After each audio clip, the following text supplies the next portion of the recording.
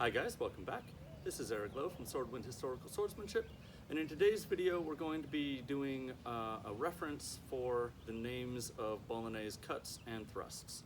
I'm going to be demonstrating all of these with the sword in one hand to begin with, because some of the terminology makes more sense that way, but I am going to demonstrate them with a two-handed sword as well at the end of this video. To begin with, Bolognese distinguish cuts as coming forehand or backhand. By forehand, I mean like this. If I'm in the right, the sword is in my right hand. But if I'm left-handed, then this is still a four-handed cut. The name for four-handed cuts is Mandritto, which literally means right hand, but in fencing jargon, it means forehand. This is a Mandritto with my right hand, and it does come from my right hand, but if the sword is in my left hand, this is a Mandritto because it is still a forehand cut. If the cut is backhanded, then we refer to it as a Riverso, and that is again true whether it is in the left hand or the right. You can see pretty easily why if this is a Mandritto, somebody would say, well, this is just the reverse of that. Once we've named the cut Mandritto or Riverso, then we specify the angle that the cut is coming at. If we come straight down, then we call that a Fendente, which means cleaver. You can see why somebody would call a straight up and down cut a cleaving cut.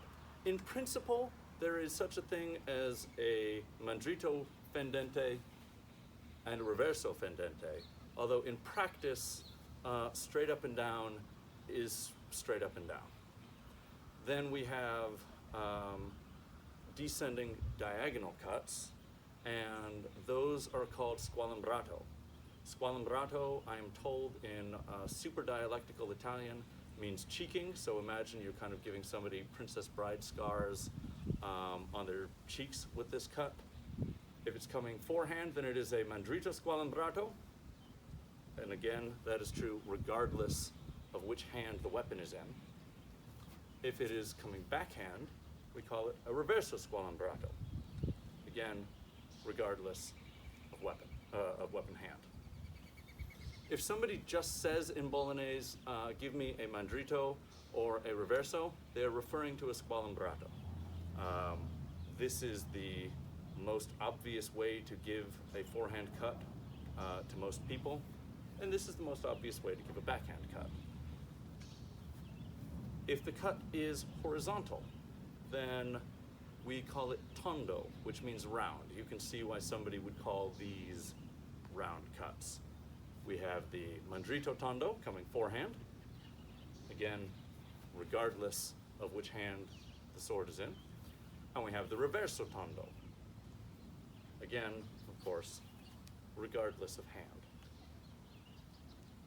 If the cut is rising diagonal with the true edge, that is to say the edge that is closest to our knuckles and furthest away from us as we normally hold the sword, we call it Ridoppio.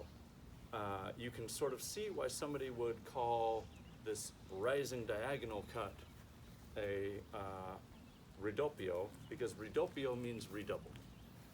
So we have the Mandritto Ridoppio, again, of course, regardless of hand. And we have the Riverso Ridoppio, which comes backhanded, whichever hand the sword is in. Then we have the Montante. Montante means going up, or riser, I suppose, is maybe a better English translation. That is a straight up and down vertical cut, always done with the false edge. And just like the Fendente, in principle, you could have a Mandritto Montante and a Riverso Montante. In practice, straight up and down is straight up and down.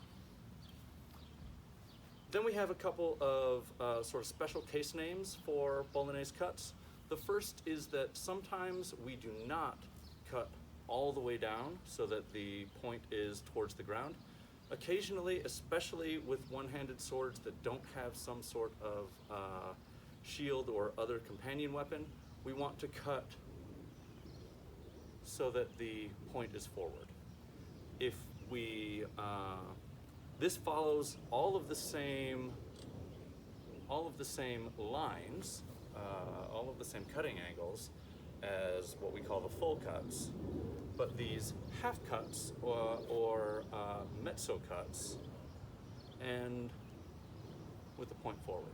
Generally speaking, a mezzo Mandritto or a mezzo Riverso is a Squalimbrato, because other cuts end with either the point forward very naturally, or they end with getting them to the point forward would be very weird. A mezzo Tondo is a strange thing to do, but a mezzo Mandritto Squalimbrato is not. Likewise, mezzo Riversa Squalimbrato, this makes a lot more sense than this. In addition to half and full cuts, we have false edge cuts, which have special names. The false edge being the edge that is closest to my wrist as I hold the sword. That is, if the a false edge rising cut from my Mandritto side is called the Falso Dritto, which just means a right false. So this is a Falso Dritto because it is coming from what would normally be my Mandritto side. If I'm left-handed, then this is a Falso Dritto because it is coming from what would normally be my Mandritto side. The opposite of a Falso Dritto is a Falso Manco, which means left false. If I'm right-handed, this is a Falso Manco because it is literally coming from my left. If I'm left-handed, then this is a Falso Manco, even though this is physically my right. Essentially, a Falso Manco is a Riverso Falso.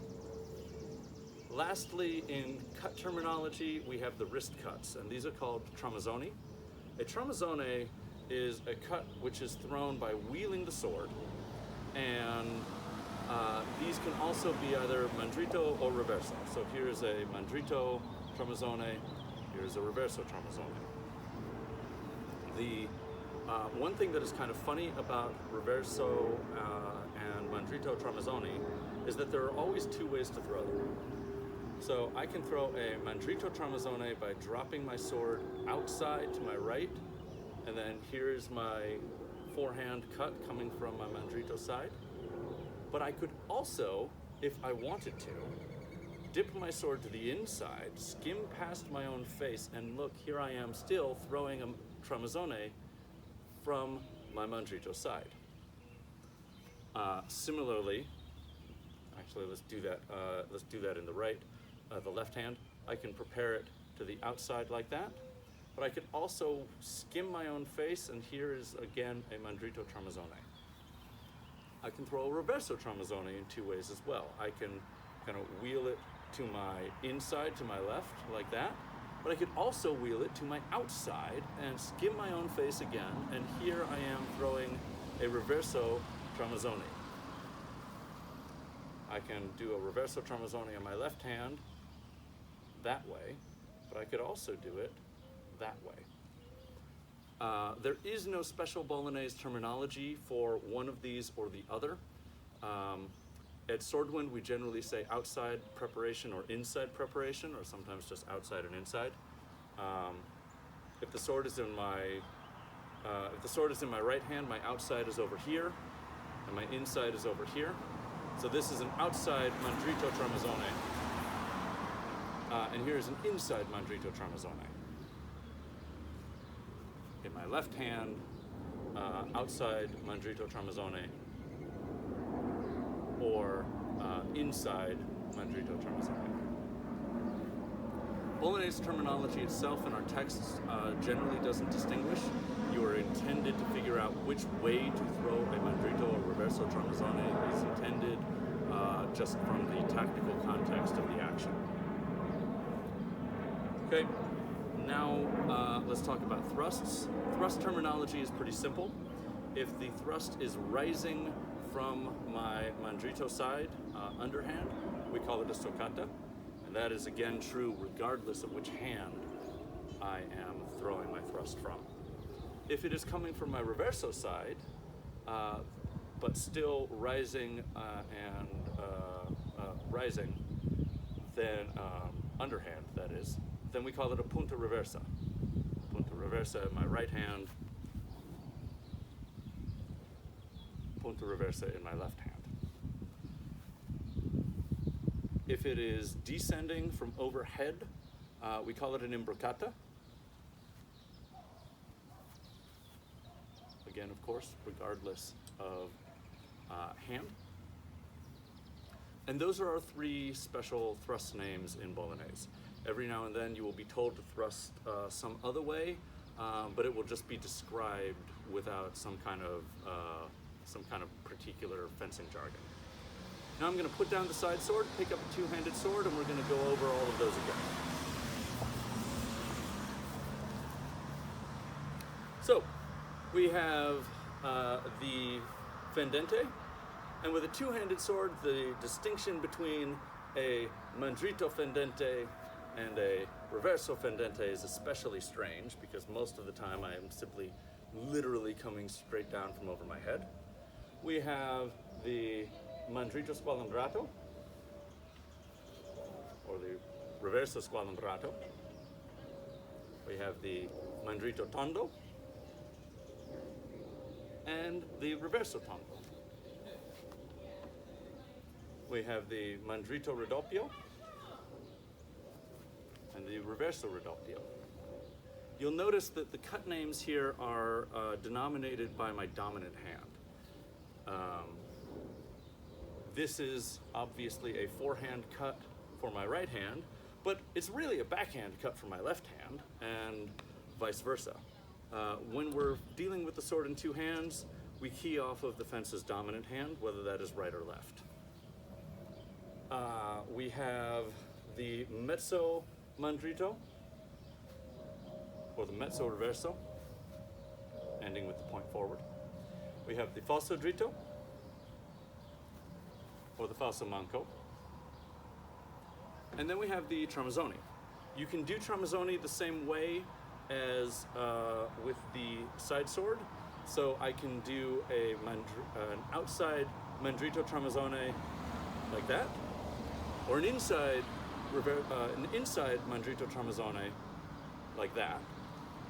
I can do a Riverso Tramazzone preparing to the inside like that, and I can do a Riverso Tramazzone preparing to the outside, again skimming my face, and here I am coming from the Riverso side. There is one other distinction in two-handed Tramazzone, and that is that because we have access to the second hand on the sword, we can have a lot more control over how big we make our Tramazzone. So if I make a big preparation and I'm almost describing like a giant circle, whether that's outside or inside, we just call it a Tramazzone. If we make a much smaller circle like that, I'm almost, which you can really only do to the outside, then we call it a Tramazzoncello, which just means a little Tramazzone. So here is a Mandritto Tramazzoncello prepared to the outside, and here's the Tramazzone version of that, kind of the full-size wheeling cut. On the Riverso side, we have Riversi Tramazzoncelli, making a relatively small outside preparation, and you can make these as small as you want, even that. Or we could do the full big. We could do the full big Riverso Tramazzone. I know that's a lot of terminology. I've tried to keep the talking down as much as possible for this, and this is still a relatively long video, I understand that. The good news is that all of these names mean something. Once you've got the vocabulary down, you can, all of the words actually mean something quite understandable. If somebody tells you to give a Mandritto Tondo you know exactly the angle and where it is coming from. And that makes this a very useful system for describing fencing actions, even if there is a lot of vocabulary to learn in the beginning. So I hope this video has been helpful in learning all of that vocabulary. I hope it is a useful reference to you in the future, and we will see you soon with another video.